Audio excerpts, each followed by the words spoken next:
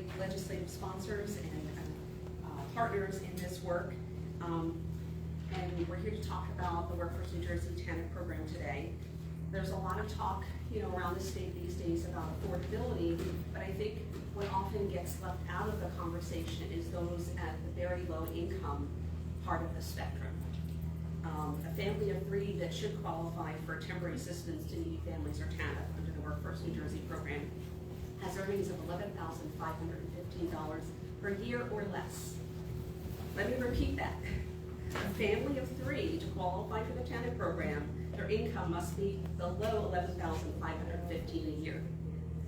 And if they qualify for TANF, the monthly benefits they receive are only $559 a month. This benefit level is still too low, despite increases the state legislature and governor made in 2019 and 2020. The TANF program, created in 1996 at the federal level, was based on racist and outdated ideas about who cash assistance programs serve and what should be done to help them reach self-sufficiency. It keeps our poorest families cycling through the same low-paying and unstable jobs that brought them to the program for support to begin with. The federal law set fixed federal funding, created a 5-year lifetime limit on TANF benefits, implemented punitive and ineffective work requirements, and included other harmful policies that further impoverish children, put stress on their families with no real goal of lifting those families out of poverty. TANF federal reauthorization in 2006 made the work requirements harsher. This is not New Jersey's fault, as we were mandated to implement the federal program. However, states do have significant flexibility and control over the program elements. Now that we have nearly 26 years of research and data to show the harms and inefficiencies within the program, New Jersey should not wait any longer to reform Workforce New Jersey. The legislation we're here to talk about today would make many of the changes to truly provide the level of assistance and supports families need to get back on their feet when they fall on hard times. By increasing the monthly grant, making weekly work hour requirements more reasonable, improving education and training, and almost 30 other improvements in the program, this legislation from Senator Ruiz and Assemblywoman McKnight and Timberlake would create a model TANF program in New Jersey that invests in families so they can reach their full potential. With a 91% decline, and you'll hear more from Brittany at New Jersey Policy Perspective about the numbers, in enrollment between 96 and 2020, and continued caseload decreases throughout the last 2 years, Workforce New Jersey only reaches people at 30% of the federal poverty level, not 50% as the program intended. We are reaching only 1 in 6 families in poverty. This stagnation means this key safety net is shrinking at a time when there is increased need. In fact, throughout the pandemic, we see increases in SNAP caseloads and in emergency rental and utility assistance need and program participation. However, it paints a false picture of need when the number of families receiving TANF continues to decrease, keeping many families from qualifying for the assistance in the midst of great struggle. This year, with surplus revenues and unspent American Rescue Plan funds, we have the opportunity to transform the lives of low-income New Jerseyans. We must prioritize making our state affordable for families of color most impacted the last 2 years. Our communities continue to struggle under the yoke of rising costs in essentials like food, housing, transportation, childcare, and utilities. Yet our safety net for families, the TANF program, continues to shrink with decreasing caseloads. Black and Latino women continue to lag behind white women and men in employment rates due to COVID, and they need appropriate supports to address these inequities for their families. We have seen from many of the policies enacted by the legislature and Governor Murphy over the last few years that lifting from the bottom and supporting those who have been denied equal opportunity and affordability not only grows our economy, but allows more New Jersey residents to participate in a more robust state economy. That's what we want for our most vulnerable families who are disproportionately Black and Latino. To center opportunity and upward mobility to maximize success in these families. We have our legislative sponsors, as I mentioned, and a broad group of organizations who support the many improvements in the legislation. And first, I would like to turn it over to Brittany Trundy, Senior Policy Analyst with New Jersey Policy Perspective, to talk now more about their research on Workforce New Jersey.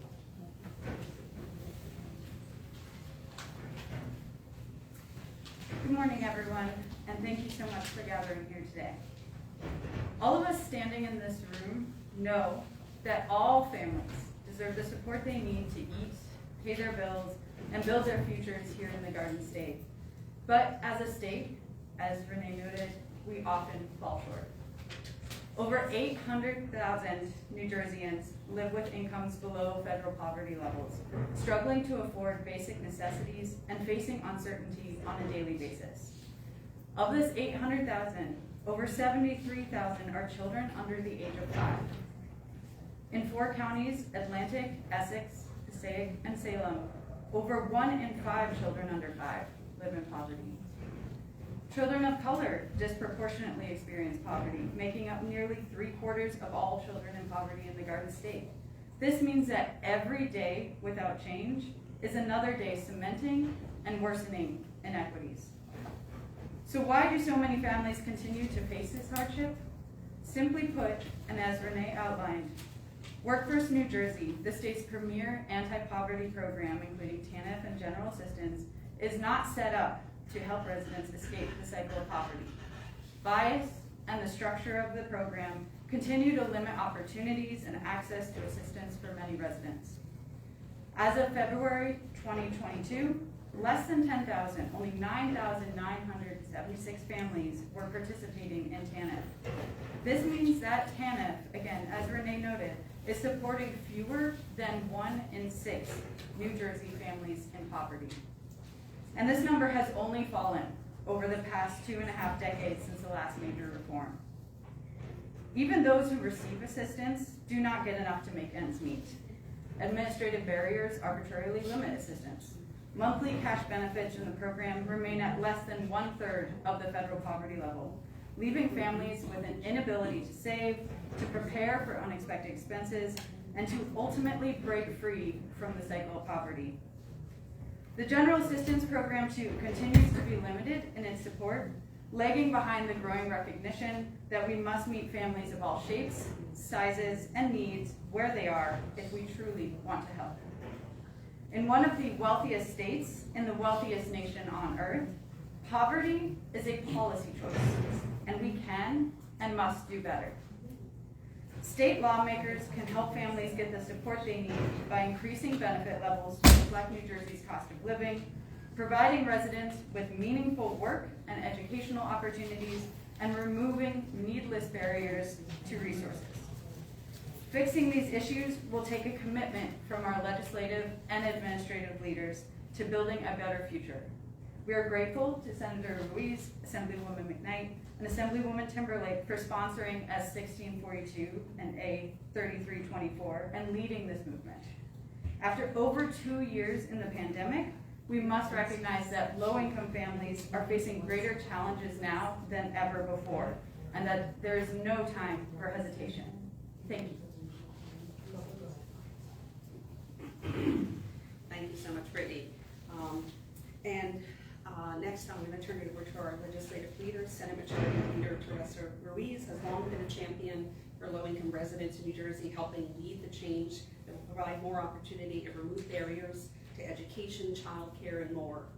With regard to today's focus, Senator Ruiz has been a leader on improving Workforce New Jersey for several years now, and we thank you for your work to help families rise up. Good morning, everyone, and my apologies to everyone who was here. Anyone who knows me personally, I am one that if we start at 10, I'm there at 9:45. So to my colleagues and to the advocates and my partners, I apologize for being behind schedule this morning. This is a no-brainer, right? You heard Renee talk about affordability, you talk about making investment, you talk about economic development and growth, making sure that our children and our families are protected and secured. This is a common sense approach to it. The reason why I have been so passionate about particularly workforce in New Jersey and benefits from twofold level. I work at the county level. We run a Department of Citizen Services. We see the families who come in for insurance, for SNAP benefits, for rental assistance, for temporary cash.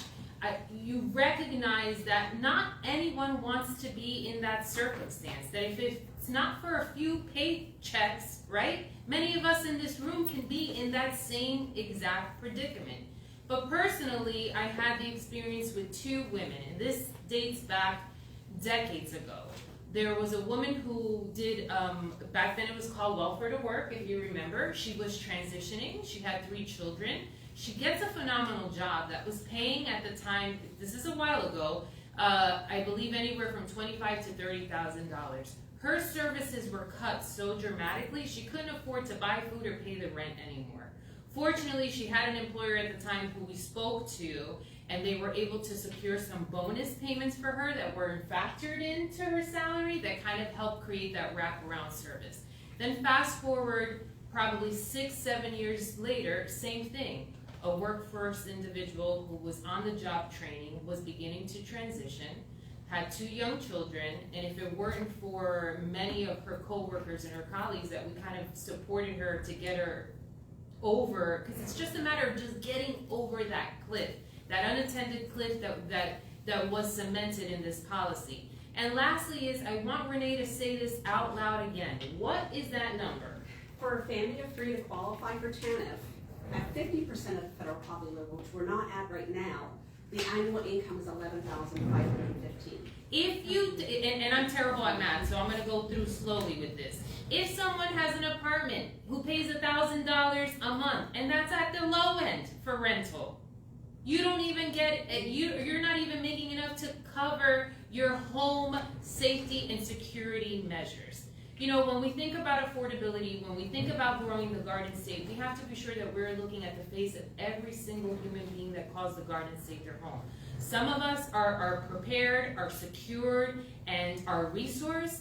Others are at the brink of a very fine line of making decisions whether they're going to pay the rent on time or stretching it out a few days so that they can go to the supermarket and put food on the table. And others don't even have the opportunity to make those decisions in those spaces, and so they're going without in ways that I see have impacted our children for generations. It's time for New Jersey to step up and use common sense. The other thing that I will highlight here is that the federal government needs a huge awakening. What the costs here in New Jersey are much different what costs are and cost of living are in Mississippi. Reimbursement rates for any federal program should not be determined on a unilateral scale and should be considered on what it requires that family to live a safe and equitable life in that state, and that we have to raise the ceiling. So even if New Jersey does a phenomenal job of creating a robust program, if the federal poverty level is so low, and even if we jump 300% above that, you're still talking about a household that's making $30,000 with a structure of 3 or 4 kids. I was one of those people that would go to the supermarket and would just throw stuff into my cart, right? I'm not looking at it. Organic, great, sustainable, this, that, throwing it in. The last 2 times I've been to the supermarket, I'm actually looking at prices because it is completely out of control. You know that when you go to when you're going to the pump, my husband and I are making more conscious decisions. I have a truck, he has a car, we're using his car because we know it's less. If I, who have a partner, and I am resourced and I am privileged in that space, and I am so blessed by God, am looking at that, how about the mother who's a single head of household, who is my neighbor, who lives in my community, who has to make the decision whether she's going to buy lunch or she's going to send her child to school with lunch? That is not a decision that any human being should have to make in a first power country and in a garden state that we say we thrive and that we're powerful in the East Coast. So thank you to all the advocates who are here. We hope to get this legislation done during this process. The time is now. The time is now. It's about lifting every single family in the state and making New Jersey affordable for everyone who wants to call it home. And most importantly, the one thing that I would say that I'm most proud of in this legislation is that people do not want to be on assistance for a lifetime. They want to transition off. There are education components in this, but more importantly, there are wraparound services that say, you're starting to work, we're not going to let go of you. We're going to protect you until you're equipped to be 100% independent. And a colleague of mine and a sister in the space who I have had the power and the time to share in educational endeavors moving forward. From Jersey City, the second largest city in the state of New Jersey. A great leader and champion for families and children, and someone who I call my friend here in state government, Assemblywoman Angela McKnight. Thank you, Senator. I do that to Sandy, so I have to do it to you. It's okay, it's all right. We're number 2, but we're coming. Thank you, New Jersey Citizens Action, New Jersey Policy Perspective, and all the other organizations that have been active in helping to reform the Work First New Jersey program, temporary assistance to needy families, or simply TANF. Thank you to my amazing Senator Ruiz for championing this bill in the Senate. This reform is very much needed, and you have my full support in the General Assembly. The current law is outdated and does not meet the needs of today's families. We must meet families where they are. We must aim to truly assist families, assist them to do better in their lives, assist them to get a higher education, and assist them to gain a fair wage. Our primary goal must be to offer low-income families the opportunities to become self-sufficient and financially secured by giving them the support they need to overcome socioeconomic inequalities. This piece of legislation does that.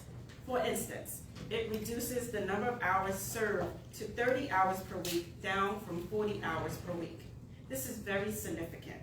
To require someone to conduct 40 hours of their time to labor in exchange for minimum assistance is not practical. It doesn't leave time for much. This reduction in required activity hours will allow time for individuals to do other necessary things towards improving their situation, such as time to seek a full-time job that pays a fair wage. Now, I run a nonprofit, and I am a recipient of some who come and have to do 40 hours of activities. And every time I have a person come in, I allow them an hour or two to go onto the internet and look for jobs. If there is an interview that they have to go on, I allow them that time to do that, because I don't want them sitting in my office helping, making sure that the mission is moving forward, and they need help too. So I am an advocate to making sure that we reduce these numbers of hours. This reform allows recipients to now be able to work for a for-profit company, in addition to nonprofits. This is huge. By working at a for-profit company, individuals have another chance of being hired full-time. As for profit companies, they are in a position to hire and also provide a competitive wage. This legislation also meets families where they are by no longer deeming individuals ineligible simply because they are seeking a higher education. Previously, if you were in school, you could not get benefits. This makes no sense at all. This is a massive reform, and I could go on and on about all the necessary improvements we are making through this bill to give families a much better opportunity to thrive and not just survive. Our existing TANF program is truly in need of revamping. And as the Senator said, we need our federal government to step up and make changes. This is not a one-size-fits-all. We have to look at each state individual and find out what our families need. I believe this legislation brings us much closer to meeting families where they are and delivering the much-needed support to those families who are struggling in New Jersey. This is not a handout, and I want to make that point again. This is not a handout. This is about us lifting each other up, because we are New Jerseyans, and we want to make sure that everyone in our state, in our garden state, have the opportunity to care for themselves and care for their families. So I stand here with all the advocates. I stand here with Senator Ruiz and Assemblywoman Timberlake to make sure that we move this piece of legislation forward so that we can continue to help our families. No matter what race you are, you are just 1 or 2 paychecks away from needing support. So I thank you, and I look forward to hearing everyone else speak.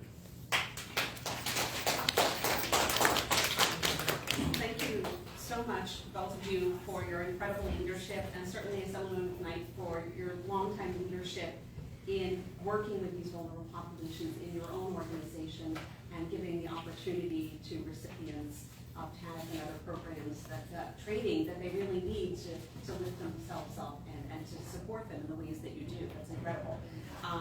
I know that Senator Ruiz has some budget hearings to get to, so we're actually going to take a pause here and see if there are any questions from the press. Yeah, I did have one question about, with all these changes, how many more people do you think you'll be able to serve? We have that. Does someone have that? We can get you that number. Yeah. We have the number in terms of families in at 50% of poverty.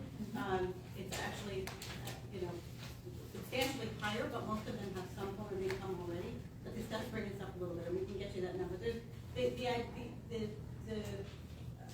The real goal is to just make the program simpler, so those who come in without income are able to get into the program and stay on the program and get their needs met while they're getting training, while they're moving into the job. So. Yeah, if I could get those numbers, because I know somebody said 800,000, but like how many people are currently being served, and how many more? And then the other question, both of you had talked about, there needs to be a federal change. Is there anything in the works that So I have had a personal discussion with Senator Booker, who recognizes this intimately, both as a mayor on the ground and both as someone who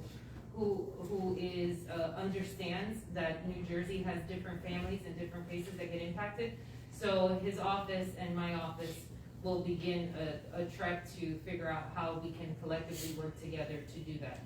And, those federal levels, no matter how great we want to do, even if we say we're doing 200% above, we're still missing a whole sector of New Jerseyans just because the federal, and I don't even know, you all know, when was that federal poverty level last looked at?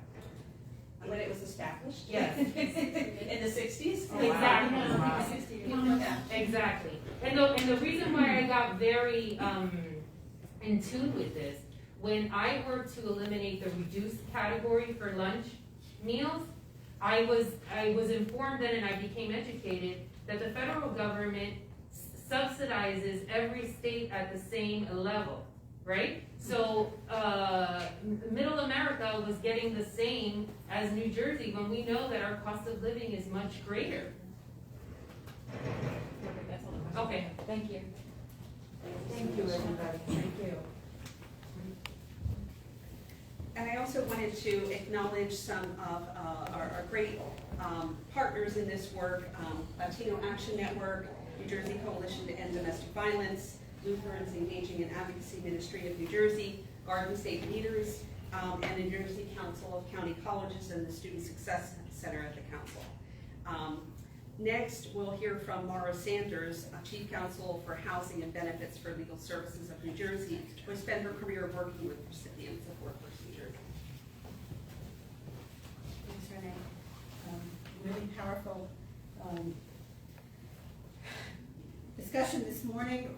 First of all, good morning, everybody. Mara Sanders, as Renee said, Chief Counsel for Legal Services of New Jersey, dealing with housing and health assistance programs here in New Jersey. With my colleagues across New Jersey, Legal Services has worked with thousands of families, tens of thousands of families, probably even hundreds of thousands of families if we really want to talk about it, in need of those critical services and supports from the Workforce New Jersey program. Since the program's inception 26 years ago, and even before that, with its predecessor program for the past 55 years or so. Ensuring a safety net for our most vulnerable New Jerseyans and vulnerable families has been a core principle of Legal Services throughout all of that time. We're very pleased to support this bill and all of the recommendations that have gone into it, and thank Senator Ruiz, Assemblywoman McKnight, and Assemblywoman Timberlake for their sponsorship of S1642, A3324, and their ongoing commitment to New Jersey's families and communities. A few of the comments this morning that I really appreciate hearing and really speak to what we feel with this legislation, that need to both I recognize the high cost of living in New Jersey and we need to have a better bridge for families moving into work to support them as they make that transition into work. And also my mantra always is to meet families where they are at and serve them with what their needs are now so that we can help every family move forward and be successful. The proposed legislation includes a number of provisions that can make the program better, including simplification of some of the program rules that alleviate unnecessary administrative burdens that both overburden staff in all of the county welfare offices and applicants and recipients who come into the office and into the program in absolute crisis. It also encourages and supports work, as we talked about, by providing that better transition, by providing better opportunities for ongoing work activities and supports, so that they're able to, those who are able to move into work are able to move into work. It also makes adjustments in the program benefits for some of New Jersey's most vulnerable families and individuals. These proposed changes make the program more effective at meeting a family's basic needs today, while also helping that family to obtain and successfully sustain employment. That's the key. We don't just want a family to move into a job and 6 months from now be back looking for help because they weren't able to maintain that job. We want them to be able to have pathways to sustainable employment and feel supported in this process by giving them the time and supports they need on that journey. While the need for most of these changes existed long before the COVID-19 pandemic, the health and economic hardship of the past 2 years have highlighted the urgent need for many of these program improvements included in the legislation. In 2021, LSNJ's Poverty Research Institute released its report, True Poverty in New Jersey, What It Takes to Avoid Poverty and Deprivation in the Garden State. Like Senator Ruiz talked about earlier, the study revealed that in order to meet basic essential needs in New Jersey, a family must have a net income equal to 300% of the federal poverty level. Because that is the same level across the country, it is just not a realistic standard.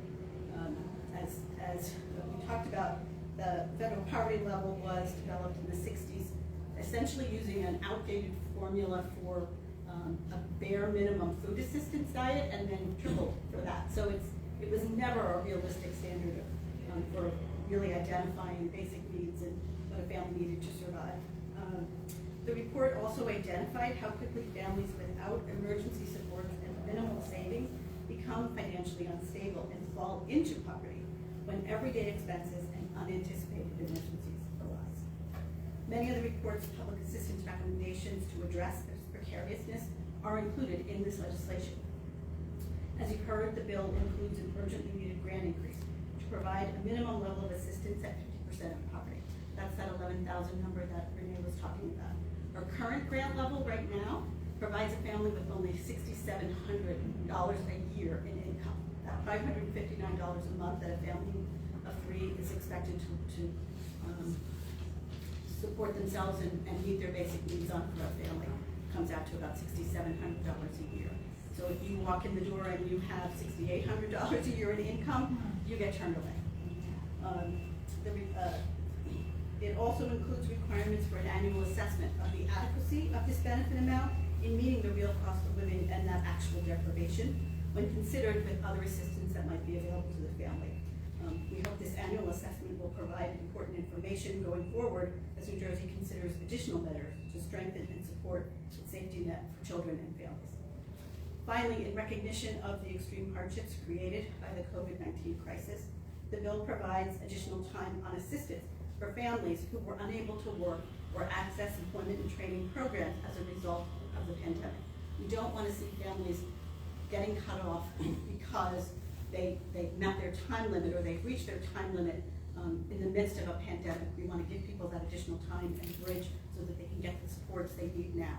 It doesn't benefit anyone. We want to make that economy grow in all of these communities. So I want to thank again the sponsors of this bill and Legal Services really urges for swift passage of this. The time is now. It's absolutely urgent that we move this forward. One other thing regarding the poverty numbers that we were talking about, the number of families below 50% of poverty, which would be the new threshold for this program. Right now, the number of families in New Jersey in that extreme poverty level is at 55,794 families. Many of them would not be coming into the Workforce New Jersey door because they have other supports or services, child care, or child support rather, or supplemental security income. That's the entire population. So some subset of them would be able to come in the door and hopefully obtain assistance to at least bring them up to that minimal threshold. Thank you. Thank you, Mara, for your great work and your partnership.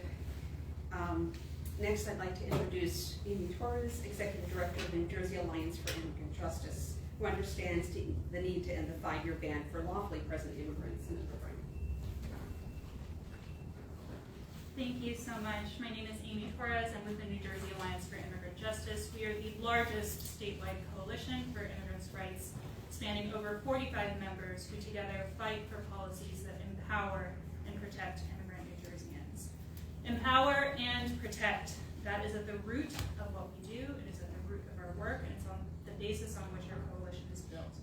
You've heard from advocates, you've heard from policy experts, you've heard from our legislative champions, and you will hear from lived experiences today. But it is worth being clear, and it is worth repeating.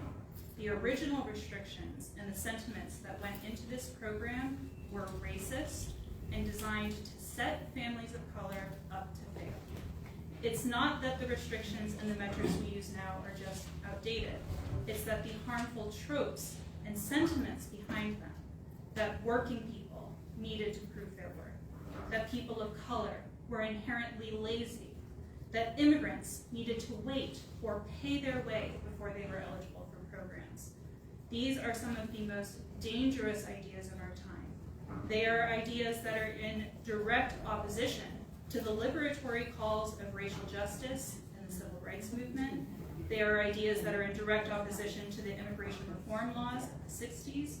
There are ideas that are in direct opposition to the strong social safety programs whose seeds were planted in that same era, but have then been cultivated with a toxic soil of increasingly punitive and restrictive requirements. These ideas have no home in New Jersey. They should not have any home in our programs or policies either.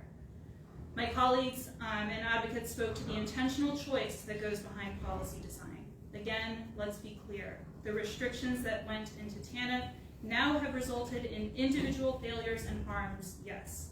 But those individual cases are indicative of large institutional failures, intentional policy choices that pretend that the decisions of the past, policies that restricted immigrants, policies that made it so communities of color, and in particular Black communities, could not build intergenerational wealth, the same type of wealth that white and native-born peers have been afforded and can tap into for support when they face challenges.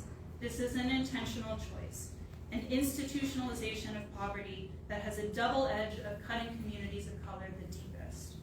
But it's not all doom and gloom. We have a unique opportunity. We have a solution proposed by some of the brightest in our legislature who understand deep community needs and have found a solution to the problems. These will not undo these historic harms overnight, but they will plant a firm stake in the ground to say that New Jersey does not believe that people need to prove their work just to be eligible for support. New Jersey does not believe that you need to pay your way or stay here for a long time in order to belong and be supported. Lastly, our legislative champions mentioned the need for change at the federal level. It is unacceptable that every time New Jersey makes national headlines, it's for being first in diversity, or first in quality of education, or nicest place to live, and not be willing to be the bravest and first and bold policy changes that push the federal administration to do more. We have a responsibility to the people that live here in a state where 1 in 2 people is a person of color, where nearly 1 in 4 people is foreign born, and where over 40% of children live in an immigrant family. These choices affect all of us today. They've affected our parents, they've affected our grandparents, they're going to continue to affect our children and grandchildren without intervention now. I thank our legislative legislative champions. I thank our advocates and the policy experts that have been at the fore of this issue, and we look forward to a swift celebration once this change happens. Thanks so much, Amy. And thank you for those numbers too. Really important to hear. Taniqua Mullen is, Laura talked about the challenges for the workers at the boards of social services a couple of minutes ago. And thank you to all of our CWA folks here supporting today.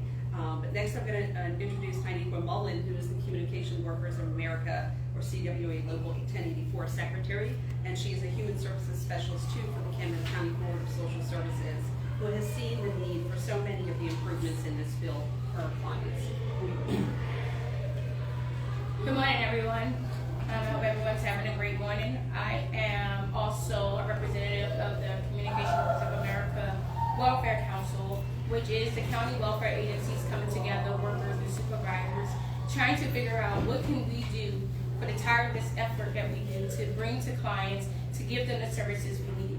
Someone spoke about the numbers, someone spoke about the clientele and how we're overly overwhelmed and things of that nature. So I want you to imagine that in the 60s, what we talked about was racism and stigma. Now we're in 2022, and it's important that legislation, federal government understand that poverty and struggle doesn't have a look, a shape, a size, a color, anything of that nature. And I want you to understand that a struggle in poverty doesn't mean you're just lazy sitting home. But about the family that had a doctorate and a business closed because of the pandemic. Those are the people that are struggling. It's not just the ones who are just sitting there doing anything. That's the one point I want you to understand. The second one is that we have to understand that there's stigmas and different things on why a person can't succeed. So imagine you're working at this place as a CWEB, which is a welfare to work, and you're doing 40 hours for $322 an hour, for $322 a month. And then you have to get off in 5 years, and you have nothing to show for it. You don't have accurate help for writing a resume. You don't know how to do an interview. You don't know how to do any of these things. So now what have you done for me besides restricted me? You blocked my journey to get where I need to go and didn't give me the resources that I need to get where I have to go. So changing this policy wouldn't just be for poverty and struggle of the African American community, the Black and brown community, but it's just for the person who is struggling overall. It's for the person to understand that things have tripled since the pandemic. And the amount of cases that we get for a client is tremendous. Imagine getting 1,000 applications a week and you only have 20 workers to split that up with. Just imagine that, and now the client is suffering. So on top of that, you have the frustration. So I think the legislation, one, is going to offer clients to have a better access to benefits, resources, and a better coalition for them to understand what it is to be in a workplace. We want them to work. It's just like when you talk to your children. I want you to go out there and be successful, but if you're not giving them tools to be successful, how can you have this expectation of them? So when you think about this, and when you're sitting home and you're saying, oh, this is just another handout, you can't get a house unless you make all cash, right? So what you have to take out? A loan. We all get handouts. We all need help. And we have to stop having this stigma and understand that everyone needs help. No matter your shape, size, it can be me. And I want you to imagine an individual who just had a stroke, got a master's degree, and lost their job, and their disability is taking about a year. Aren't they entitled to help? What did they do wrong not to get help? So when you listen and you read this bill, I want you to understand that stop thinking of what you want to think and take out that narrow-minded perspective and think broader and understand that can be you. That can be you one day. Or imagine this nation where when you go to Chick-fil-A and you tired of standing in line. Those are the things that we need to get these clients ready for. These are the resources that they need. These are the trainings that they need. So I actually am excited that the legislation is behind it. And as CWA, we say the strength are in numbers, and we have the boots on the ground, so let's get it going. Have a good day. Thanks so much, Tanika. I mean, such an important point, and as Ellen McKnight said it earlier, we all could be a couple of paychecks away from this situation ourselves in this nation, and so we need to be able to support this program and improve it for everyone who gets caught in the traps that we're initially set up to harm people of color, but trap anyone, right? So I've known our last speaker, McKnight, for several years. She's a loving mother of 3 girls in Essex County, a former recipient of TANF, and until last year was working in workforce readiness with parents who received TANF or needed to apply for the program. So we're really fortunate to hear from Alina.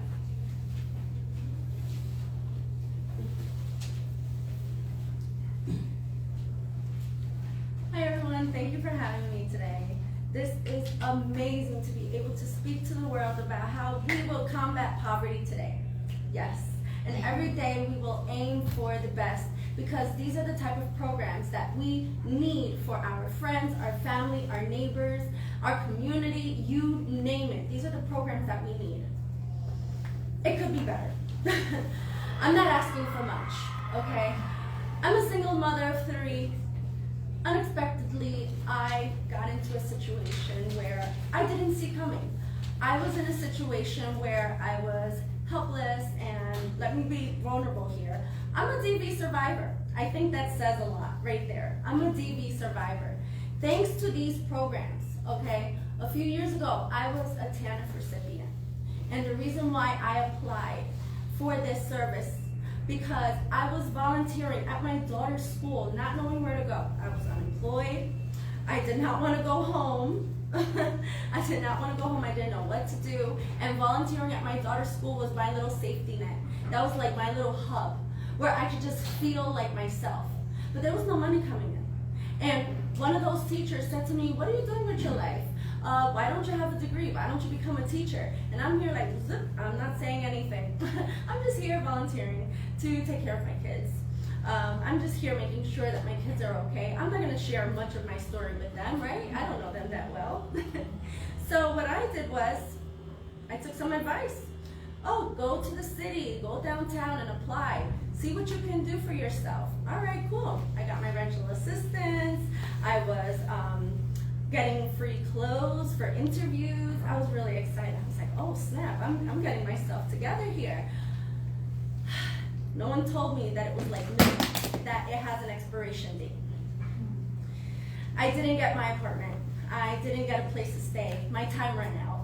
And reapplying was a process because at that time I didn't have a cell phone, I didn't have computer access, and I was pretty embarrassed to use the school library's computers, so let me just keep volunteering at my daughter's school. Oh boy, DV counseling came into the picture. I did not know this existed. I didn't even know domestic violence existed. It was a word that was thrown around out there.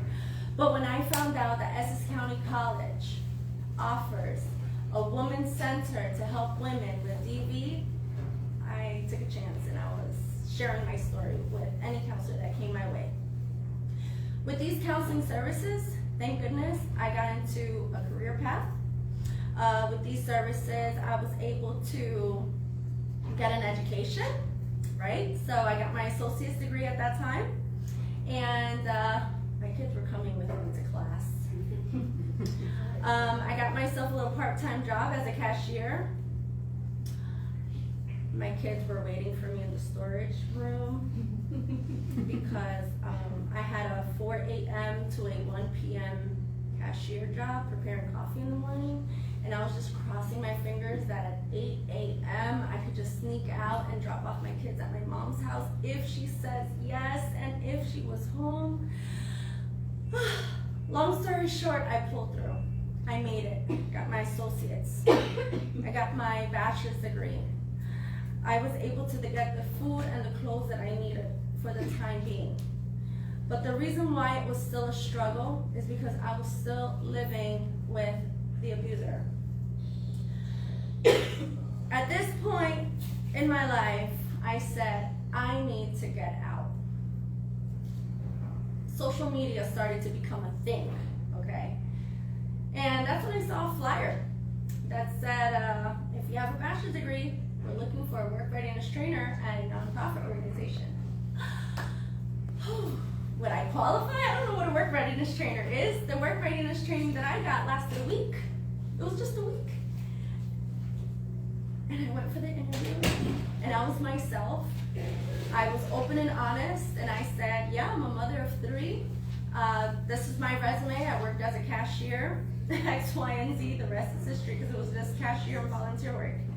But there was something about me. But not everybody has that. That what? That's something about you. You see, I don't know if it's luck. I don't know if it's hope. I know I had hope. And I always had hope. And it was these services that opened their doors and said, you know what, Alina? I think I can help you. So was it my determination that got me through this, or was it the services that got me through this? I think it was a combination of both. I became a work readiness trainer. There was no curriculum. I had to come up with one. You know what was the curriculum? How I got a job as a work readiness trainer. That was the curriculum I created for my clients. And they kept coming back. I lasted there 4 years.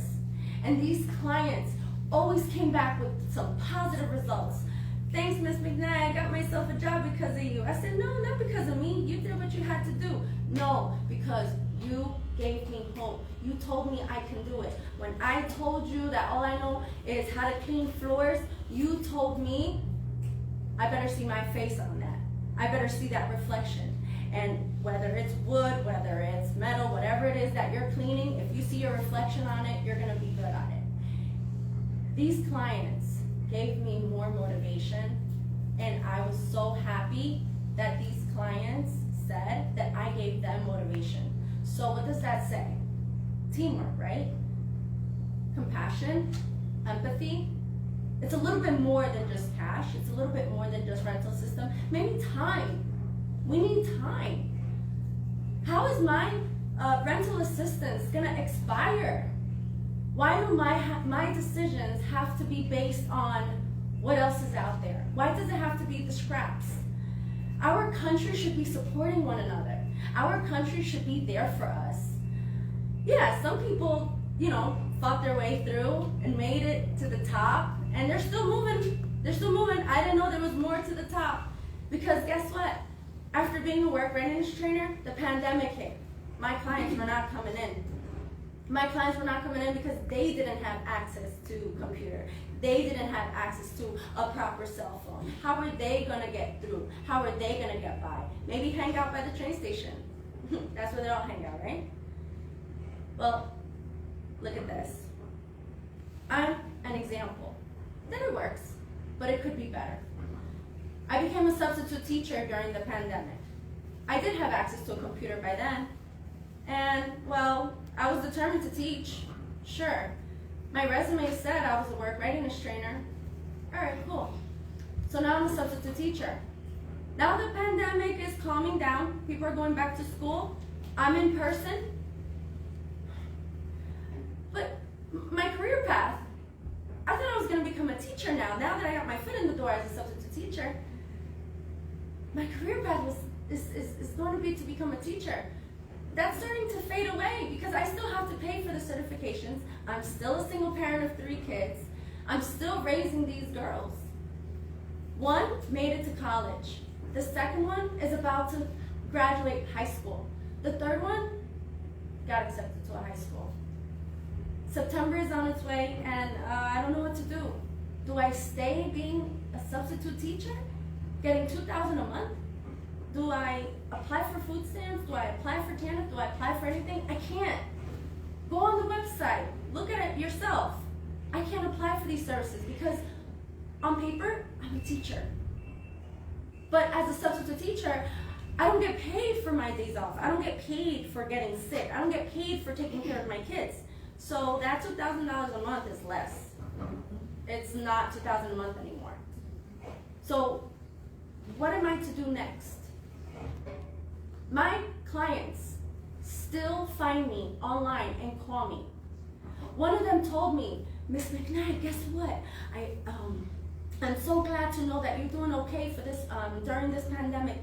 And I just want to tell you, I got to see my kid. This man got out of jail at 54 years old. He was in jail since he was 17 years old. He told me in this conversation that he was able to meet up with his daughter, who is now in her 30s, to take her out for ice cream in New York City. He told me that he got a job working at a warehouse after the work readiness training program. Ha, a warehouse, nice. We could clap for that. But minimum wage. He was reaching out to me because even though I'm not his work readiness training and a trainer anymore, he reached out to me because his cell phone wasn't working and he needed to get a new phone and he thought maybe I could help him. Now,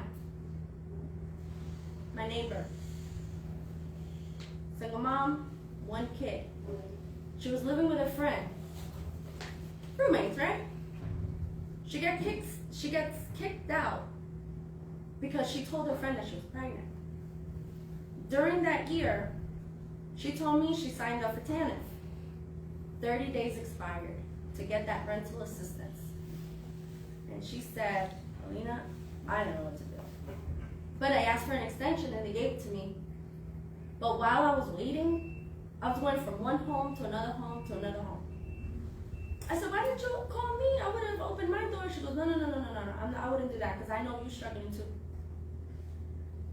She found out that she can go to a real estate agent and they'll tell her where to go to look for these apartments where these landlords will accept the voucher, because not all landlords accept the voucher for some reason.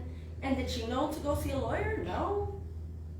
Well, I didn't know either until recently that that's illegal. You can't turn that down. But they did for her. And she told me, she said, I went to this real estate agent and I had to find the money to pay them to help me. I said, whoa, wait, but what happened to the voucher? Oh no, that's just for rent. And then after the rent expired, because she prepared, she got herself a nice paying job at a warehouse. Warehouses are cool. I want my food to be delivered nicely too. I want my stuff made perfectly well. I want Amazon to deliver. I want HelloFresh to do well, you know. But if these are families that are trying to push forward, these minimum wage jobs are not helping, okay? So she got herself her job. The rental assistance expired. Her baby's getting older. She has to apply to another apartment, right? That will do a credit check and a background check. She doesn't have credit. She didn't even know she needed credit. Do we need credit? I don't know. Do we? Put yourself in your shoes. Put yourself in their shoes. What would you do? You got everything you wanted. You worked for it. You worked hard for what you got. You became that person you wanted to be. Wow. What a testimony, right? But put yourself in their shoes. Get into a bad relationship. Unexpected job loss. Don't know what's going to happen. Heck, I'll tell you one more thing. That one client I had, I'll never forget her. 67 years old, decided to retire. Found out she didn't make enough with retirement. So she came to my program when I was a work readiness trainer. She came to my program and she was told that she had to do the 30 days in order to get cash assistance. She did 2 weeks of my program, gets a job working as a cashier at a cafe shop. Very nice, very good. The day she came to see me, I thought it was to celebrate that she got her job. No, she had a long face because she found out that her only 2 grandbabies were caught in a fire. And she lost her daughter and her 2 grandbabies in that Florida fire that you heard on the news years ago. And she was like, I have to keep going. And I think with these programs, we have to keep going. If you're not going to be the one applying to these programs and you're going to be the one to help these people, then do it well. Do it with compassion. Do it with empathy. Be a work readiness trainer for yourself. Create your own curriculum. Help them. Help each other out. Do you have the resources? Do you know where to go if something happens?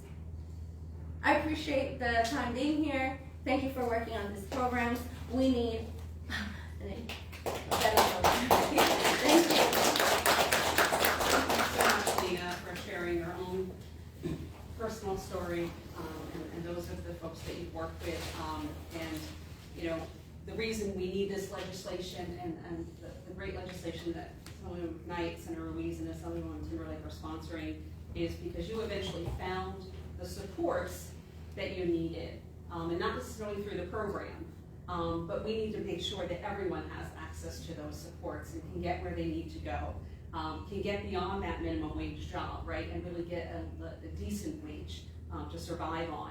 And then also get connected to all the other great policy that we passed in this last few years, like the Community College Opportunity Grant and the Garden State Guarantee, to continue their education like you did at Essex County College and really get on that path to economic mobility. So thank you again to everybody here today for all of the support and the great leadership on this legislation. Thank you.